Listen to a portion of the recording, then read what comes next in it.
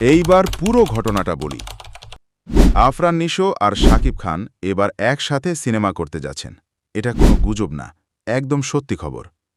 ঢালিউডের রাজা শাকিব খান আর ছোট পর্দা থেকে ওয়েব সিরিজের সম্রাট আফরান নিশো, এই দুজন যখন এক সিনেমায়, তখন তো কিছু স্পেশাল হবেই, তাই না?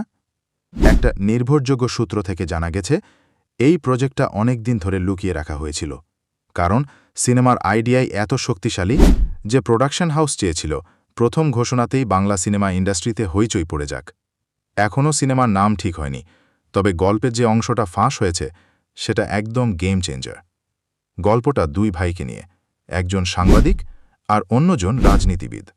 তারা দুজন একদম আলাদা পথে চলে, কিন্তু একসময় এমন একটা সত্য সামনে আসে যেটা সব কিছু বদলে দেয়।